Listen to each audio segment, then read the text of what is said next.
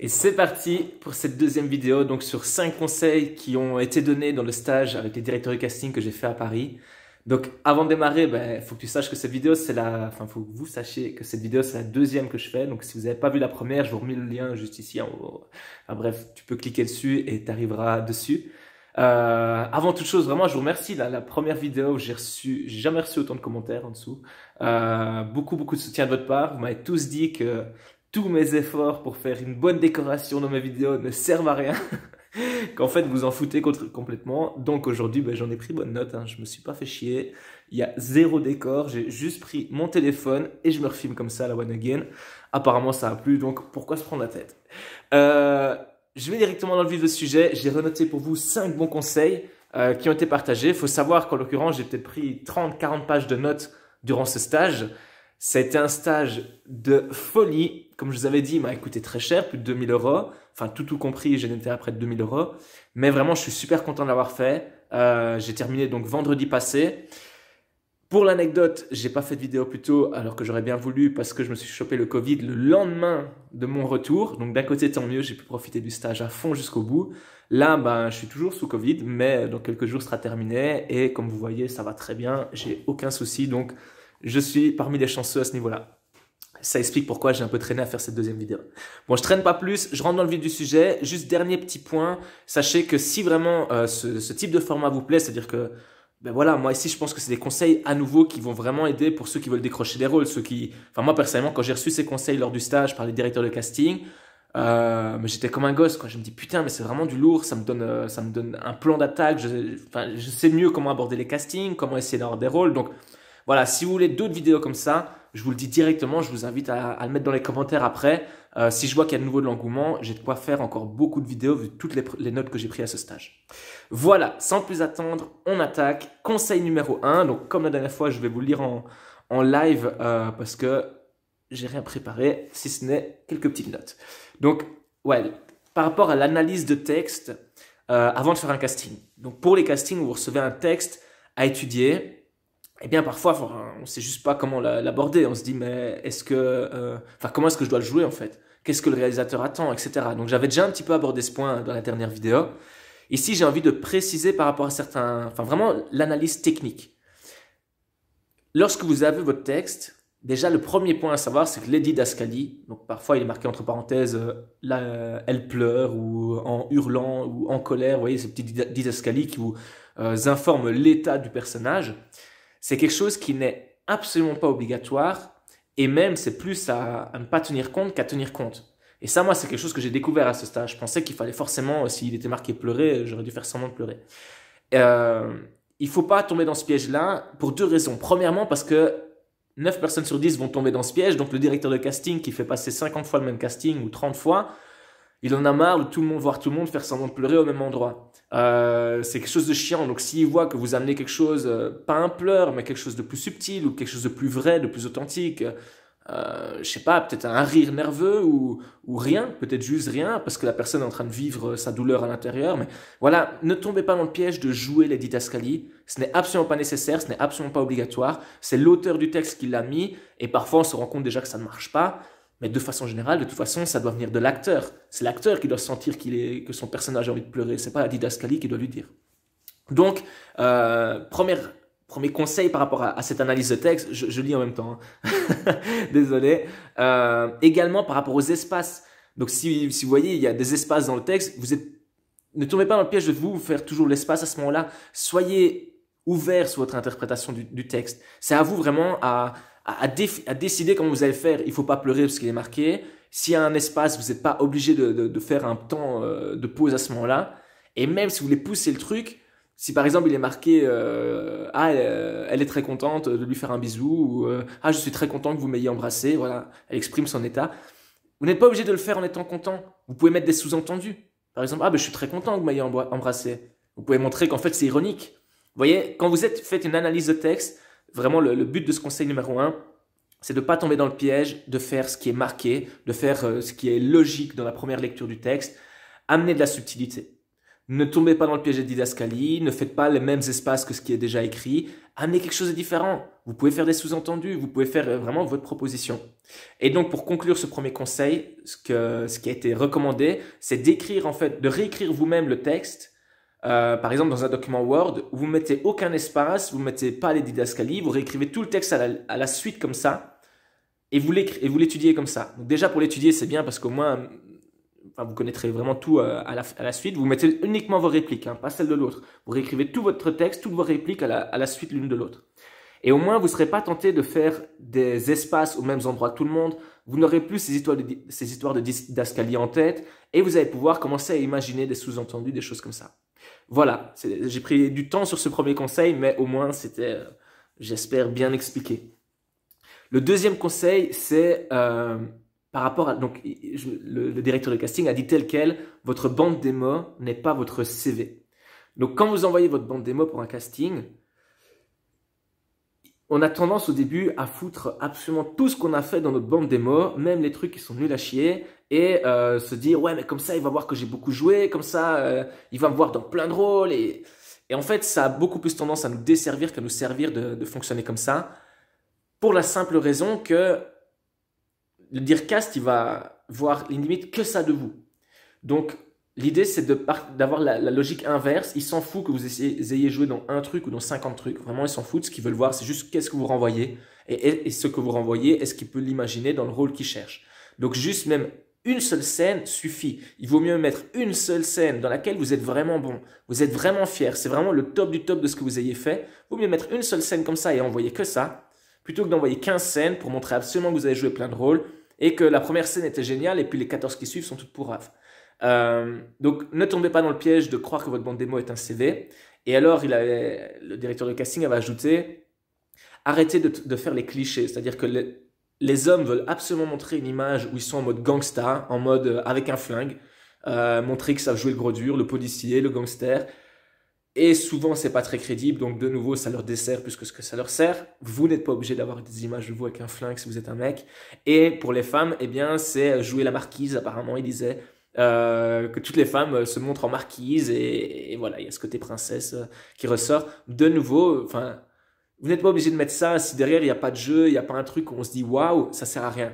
Vraiment, la bande démo, vous sélectionnez que vos meilleures images. Si au début vous n'en avez presque pas, vous prenez ce que vous avez, mais plus vous avancez, plus vous prenez que vos meilleures images. Il vaut mieux rien mettre que de mettre quelque chose qui vous dessert. Conseil numéro 3. Alors, est-ce qu'on peut modifier un texte? Donc ça, c'est une question qui revient souvent, qu'on se pose tous, je pense. Quand il y a un texte qui ne nous parle pas, on se dit « Ouais, mais moi, j'ai pas envie de dire ça comme ça ». Pour faire simple, c'est vraiment la réponse que tous les directeurs de casting ont donnée à ça, c'est une question d'équilibre. C'est-à-dire que tu peux évidemment pas supprimer une réplique. Il faut que ça reste cohérent par rapport à ta réplique qui va te donner. Tu peux pas tout supprimer. Tu peux pas changer le sens. C'est évident, tu ne peux pas changer le sens de ce qui a été écrit. Par contre, tu peux changer des mots pour qu'ils sortent plus facilement de ta bouche. Ça, personne ne te dira jamais rien, ou vraiment quelques rares exceptions, mais de base, dis-toi que personne ne te dira jamais rien s'il y a un mot, je sais pas, il est écrit oh, saugrenu, et que toi, tu n'as pas envie de dire ça, tu as envie de dire oh, monsieur, j'en sais rien, j'invente complètement là. Si tu as envie de dire eh mec, alors qu'il était marqué eh monsieur, tu peux dire eh mec. C'est pas un problème. Et puis même si le directeur de casting, ça l'ennuie, il te le dira et puis tu remodifieras, mais vaut mieux quand même toujours s'approprier le texte, faire des très légères modifications pour que ça sorte plus naturellement et avoir ce côté justement naturel dans ton casting. Ça, c'est super important, c'est vraiment le truc à privilégier absolument. On a tendance à se prendre la tête sur des détails et oublier l'essentiel. L'essentiel, c'est qu'on doit faire un casting où on est naturel, où on est réel, on est crédible. On croit dans ce qu'on dit, on n'est pas juste en train de répéter un texte, mais on y croit comme si c'était notre propre... si on parlait de nous-mêmes, comme si on n'était même pas filmé. Et donc, le mieux pour ça, c'est d'adapter un petit peu le texte, le modifier, arrondir un petit peu les angles pour que ça soit facile à dire de notre bouche et que derrière, on se dise, putain, j'y crois quand il joue ce mec, j'y crois. Donc voilà, n'ayez pas peur de modifier un tout petit peu le texte. Conseil numéro 4. Ah ouais, celui-là, je l'aimais bien. Ah ouais, si jamais, le conseil numéro 5, c'est de la tuerie. Je vous dis déjà ça au passage. Moi, j'ai trop kiffé. Donc, conseil numéro 4. Une proposition forte. Vous savez, en casting, on dit toujours qu'il faut amener une proposition forte. Une proposition forte n'est pas égale à faire quelque chose de super original. Donc ça, c'est quelque chose que pendant mon stage, j'ai tout le temps entendu. Il y a tout le monde qui dit, oui, mais c'est quoi faire une proposition forte? On est toujours ça, il faut faire une proposition forte en casting. Mais putain, c'est quoi? Et l'erreur que le directeur de casting, enfin, qu'un des directeurs de casting expliquait, c'est que du coup, les gens pensent qu'il faut faire quelque chose de super original. Et là, parfois, on a tendance à s'éloigner et faire des trucs qui n'ont plus rien à voir ou oublier même la scène, quoi, tu vois, et ça craint. Le but, en fait, d'une proposition forte, c'est de tout simplement montrer que tu as réfléchi le texte, que tu ne t'es pas arrêté à la première lecture logique et évidente. Tu vois, si il y a un texte, si on le lit, ben, tout le monde va voir le côté logique. Ouais, ben, c'est logique, là, c'est une femme qui parle à un mec, ah, il l'invite à manger, elle est contente, etc. En fait, si tu analyses le texte en profondeur, peut-être que tu vas te dire, en fait, elle n'est pas contente. Oui, dans son discours, elle dit qu'elle est contente, mais elle est peut-être ironique. Peut-être que, peut-être qu'en fait, la meuf, elle est déprimée. Elle est complètement déprimée depuis 6 mois.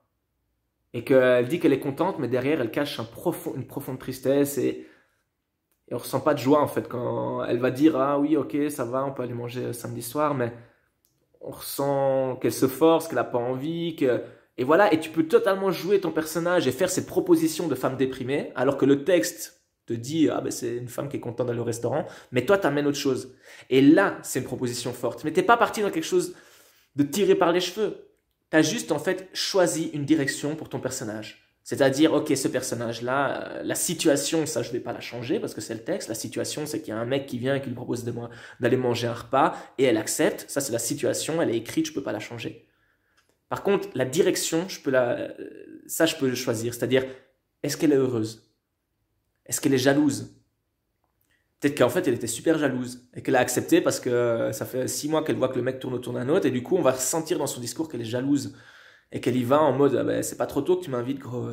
Tu vois, c'est juste prendre un parti. Qu'est-ce que toi tu t'imagines quand tu vois ce texte-là? Et le fait de pouvoir faire cette proposition, tu vas d'office marquer des points parce que le directeur de casting va se dire ah putain, ça fait 50 fois qu'on me la joue en mode la petite princesse qui se fait inviter à manger. J'en avais plein le cul de voir toujours cette scène-là. Et finalement, là, il y a quelqu'un qui vient qui me propose autre chose, qui me propose une meuf complètement déprimée. Alors, derrière, ça ne l'empêchera pas de vous faire jouer autre chose, parce qu'il a envie de voir si vous pouvez proposer plusieurs palettes. Mais rien que le fait que vous ayez amené une proposition comme ça, vous marquez des points d'office. Voilà, ça c'est le point numéro 4. Et le conseil numéro 5, pour moi, le gros vainqueur là, des conseils du jour.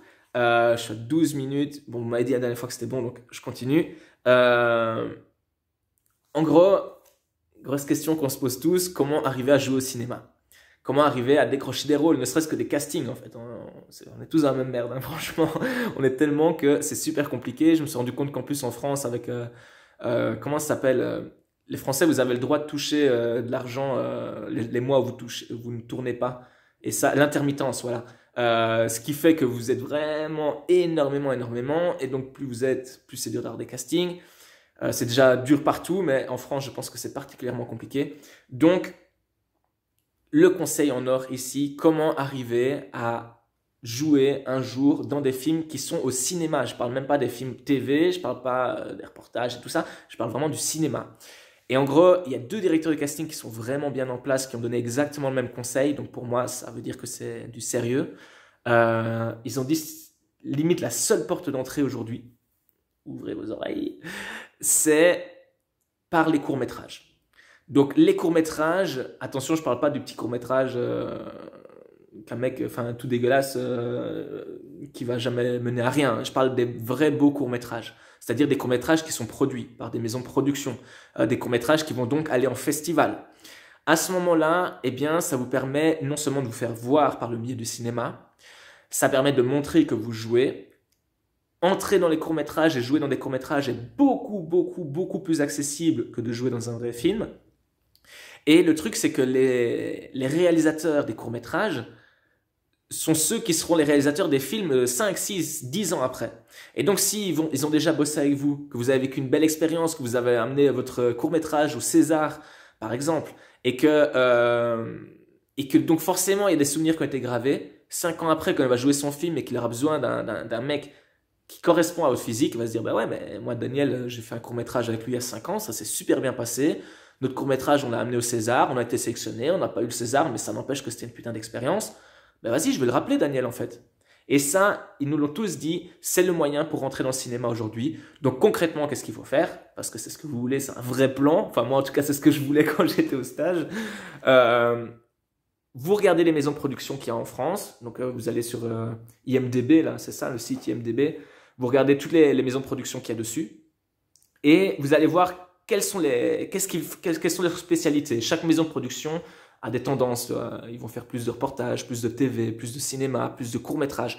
Et donc, vous cherchez les maisons de production qui font du court-métrage. Vous les contactez, vous vous présentez. Vous mettez bien en avant vos spécialités, comme je vous le disais dans la dernière vidéo. Et voilà, vous dites que vous avez vraiment envie de jouer dans un court-métrage, que vous êtes super intéressé, que vous êtes acteur, que vous êtes disponible et tout le bazar. Et vous faites ça avec toutes les maisons de production qui sont dans le court-métrage. Et un jour ou l'autre, eh bien, en ne lâchant rien, vous allez décrocher un rôle dans un court-métrage et ça sera une porte d'entrée pour le cinéma. Voilà, ceci clôture les 5 nouveaux conseils. J'espère qu'ils vous plairont autant que la dernière fois. Comme la dernière fois, si ça vous plaît, toujours ce format, que vous kiffez, franchement, lâchez le pouce bleu. Moi, il n'y a rien à faire. Hein. Quand je vais sur une vidéo qui a des pouces bleus, ben, je me dis putain, ça fait plaisir. J'ai pas fait ça pour rien. J'ai pas partagé ça pour rien. Donc franchement, ça me touche. Et puis abonnez-vous. Plus la communauté est grande, plus il y aura d'impact, plus je vais pouvoir aller interviewer des gens en disant hey, regarde, j'ai 10 000 abonnés. Est-ce que ça te dirait de faire une vidéo? Plus on est d'abonnés, plus la chaîne pourra se développer. C'est aussi simple que ça. Donc abonnez-vous, abonnez-vous, abonnez-vous. Et enfin, dernière petite recommandation, mettez-moi dans les commentaires si vous souhaitez que je fasse une 3e vidéo dans ce type-là. Comme je vous ai dit en début de vidéo, j'ai peut-être une 30aine de pages de notes. J'ai plein d'idées, par exemple les habits qu'il faut mettre en casting. Il y a plein de choses, dont je pourrais encore parler. Donc si vous le voulez, mettez un commentaire, montrez que vous êtes enthousiaste. Je pense qu'il y a eu 80 commentaires au jour d'aujourd'hui sous la dernière vidéo. En plus, je vous aide parce que je réponds à tout le monde. Donc, si vous battez ce nombre de commentaires, eh ben, je vous promets que je ferai une 3e vidéo. À vous à faire quelques commentaires. Hein. Vous mettez simplement un petit encouragement et ce sera pris en compte. Voilà, j'espère que ça vous a plu. Je vous dis à très vite si vous en avez envie. Donc, les commentaires sont en dessous. Abonnez-vous, likez, blablabla, tout le bazar. Et puis enfin, je vous en dis pas plus pour l'instant, mais moi, je suis sur un fucking good projet. Je pense qu'il n'y a pas de hasard. J'ai investi en moi, j'ai investi dans ce stage. J'ai décroché un beau casting, j'en dis pas plus pour l'instant parce qu'il n'y a encore rien qui est sûr, mais ça sent bon, ça sent bon, ça sent bon. Voilà les amis, allez je vous tiendrai au courant, je vous dis à très très vite, ciao.